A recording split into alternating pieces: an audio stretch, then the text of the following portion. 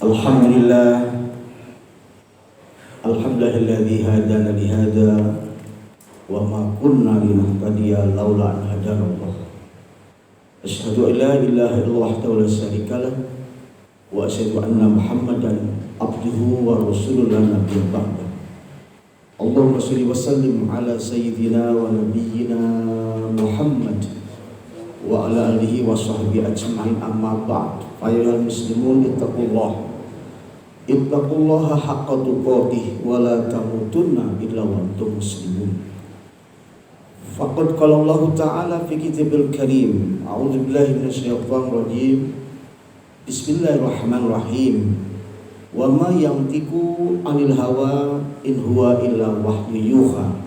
Sadaqallah wa sadaqa Rasulullah sallallahu alaihi wasallam. Ma'asyiral muslimin rahimakumullah. Sidang Jumat yang berbahagia dan semoga tetap dibahagiakan Allah Subhanahu wa taala dari dunia hingga yaumil akhir. Amin ya rabbal alamin. Memenuhi permintaan dari Takmir Masjid Al-Mubin Telkom Jakarta Selatan, yakni dengan tema tabligh sebagai akhlak Qur'ani dan barometer iman. Ini dirasa berat judul ini, tetapi khotib dalam waktu 15 menit ini untuk mencoba merangkum semuanya. Yang pertama, tabligh. Tabligh artinya menyampaikan. Orangnya disebut muballigh.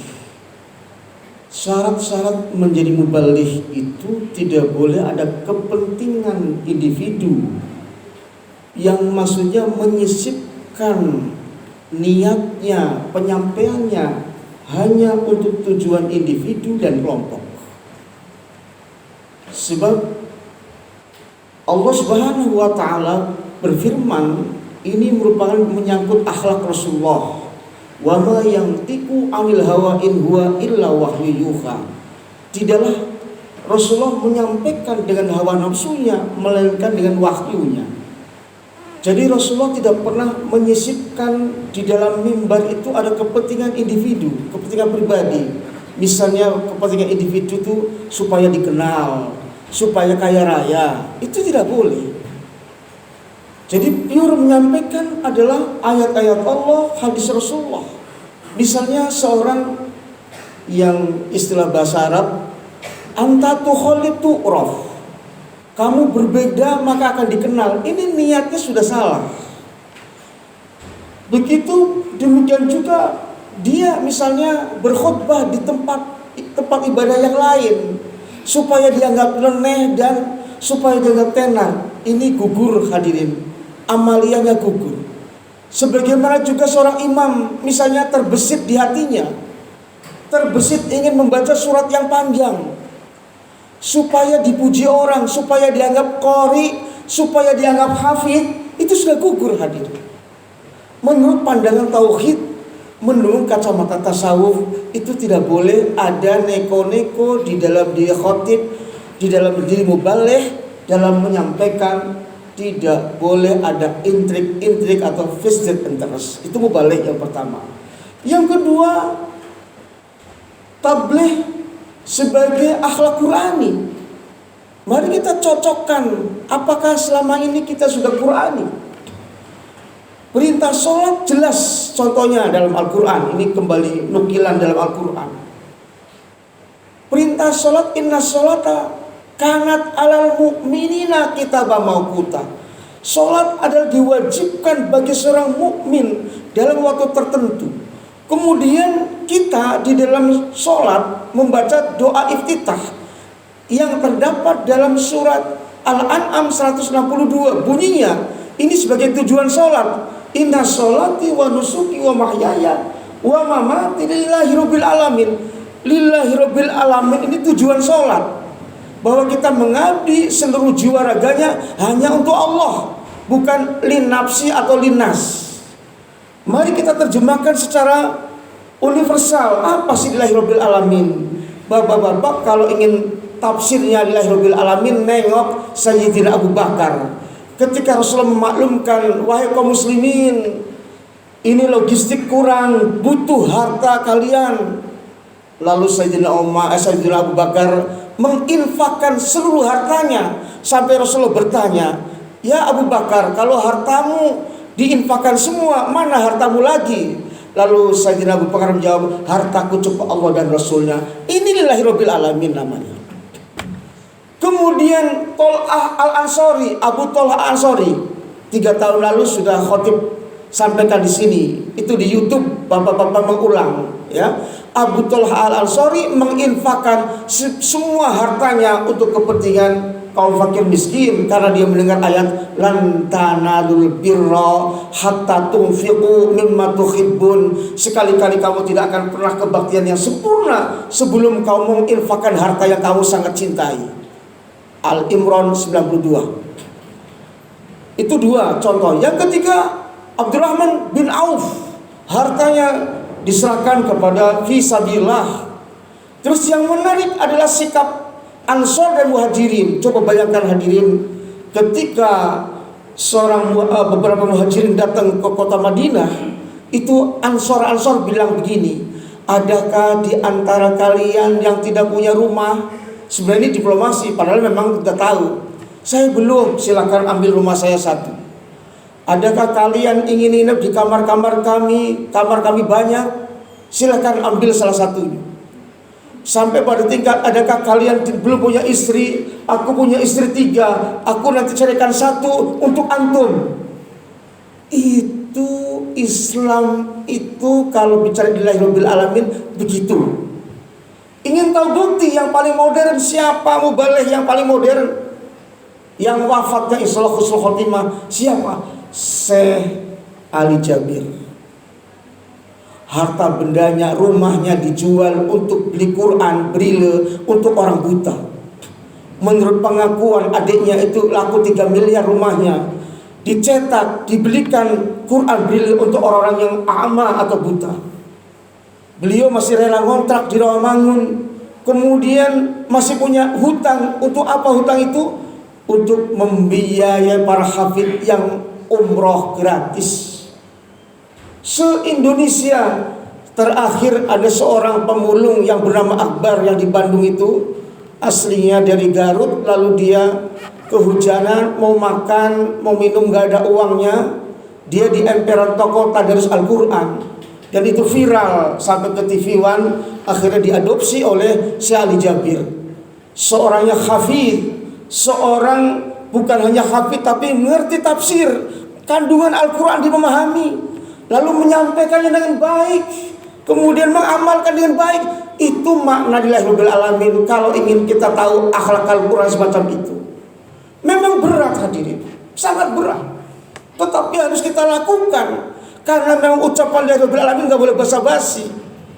Ya, inna sholati wa nusuki wa mahyaya wa mamati lillahi rabbil alamin. Jadi meninggal masih ngontrak keluarganya, kemudian beliau punya utang. Itu bukan seorang hafidz saja, tapi sudah menjadi mujahid. Orang Madinah sengaja hijrah di sini, ingin wafat di sini. Ini luar biasa. Tirulah, dan khotib yakin nanti orang Indonesia kurang percaya. Nanti seandainya terjadi banjir bandang di Indonesia, lalu mayatnya Syekh Ali Jabir hanyut, pasti kainnya masih utuh, pasti wajahnya masih tersenyum, sebagaimana Syekh Nawawi Al-Bantani ketika pemerintahan Saudi Arabia ingin memindahkan kuburannya, ternyata jenazahnya kainnya masih utuh. Bahkan Syekh Nawawi Al-Bantani tersenyum simpul karena ahli Quran dan mau mengamalkannya Al-Quran. Jadi kalau kita bicara lillahi rabbil alamin, itulah potret yang harus kita tiru, teladan yang harus kita tiru hadirin. Jangan hanya basa-basi di hadapan Allah, wassalam, pergi tanpa ada dampak asari sujud. Itu tadi dari dalam tujuan. Kemudian dampaknya asari sujud mana? Mari kita buka surat Al-Ankabut. Ya, inna sholata tanha 'anil fahsya'i wal munkar. Sesungguhnya sholat harus mencegah perbuatan keji dan munkar. Nah, berarti yang namanya korupsi itu perbuatan keji dan munkar. Berarti orang yang korupsi itu belum sholat namanya.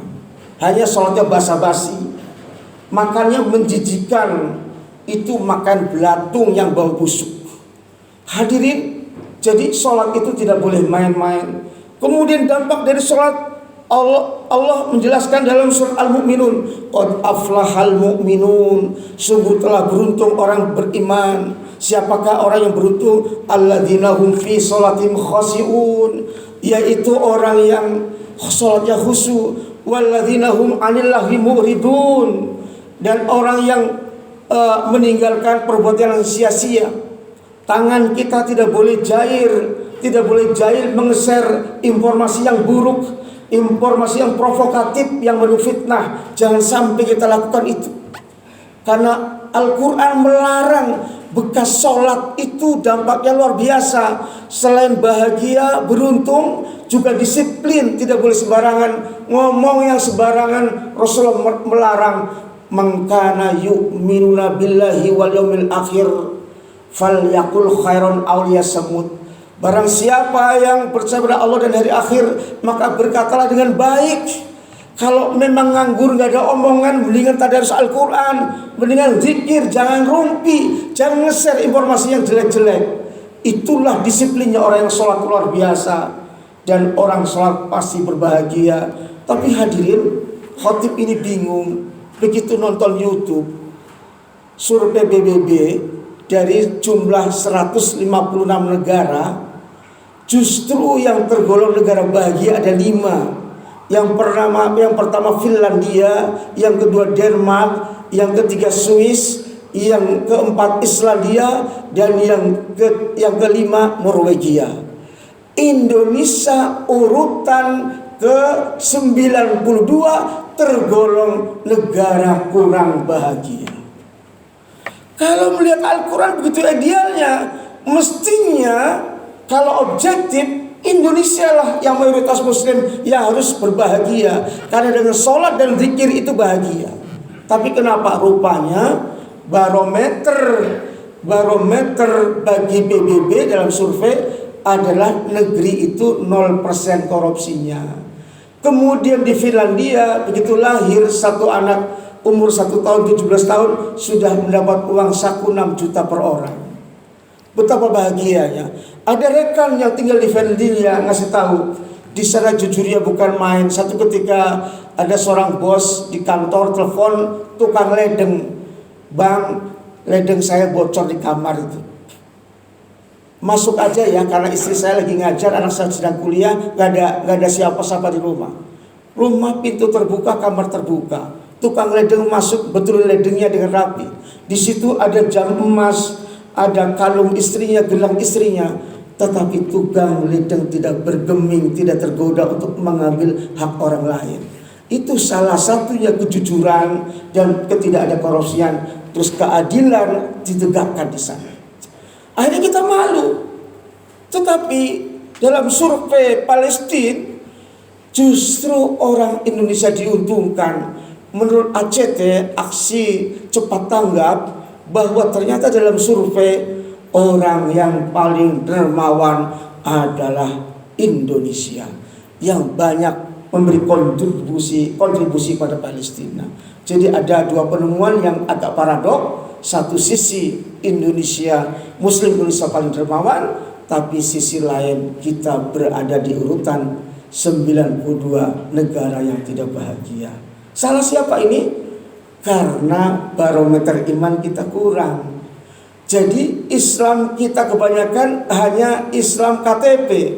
Islam kita hanya menggugurkan sholat, tidak mengaktualisasikan, tidak merealisasikan makna sholat. Asari sujudnya di mana? Lillahi rabbil alamnya di mana? Itu hadirin. Artinya apa? Iman kita masih sekulit bawang. Terutama mereka yang melanggar kepada negara dan bangsa ini, yang korupsi besar-besaran, itu termasuk yang imannya sekulit bawang. Mudah-mudahan tidak di Masjid Al-Muqarrabin. Insyaallah Masjid Jamaah Masjid Al-Muqarrabin termasuk orang yang jujur dan dermawan dan mengerti iman serta Islam. Jadi nanti dibalik judul itu bisa jadi iman dan takwa melahirkan akhlakul karimah dan bersifat Qur'ani. Ya hadirin, demikianlah khutbah yang sangat singkat ini mudah-mudahan menjadi tazkirah khususnya untuk khotib sendiri dan untuk antum sekalian. Semoga kita senantiasa meningkatkan iman dan takwa kita dimanapun berada sampai ajal kita, insyaallah. Faisallahu ta'ala minal aminin. Barakallahu li wa lakum fil Qur'anil azim wa nafa'ani wa iyyakum bima fihi minal ayati wa dzikril hakim wa taqabbala minni wa minkum tilawatahu huwas samiul alim. Aqulu qouli hadza innallaha wal ghafurur rahim.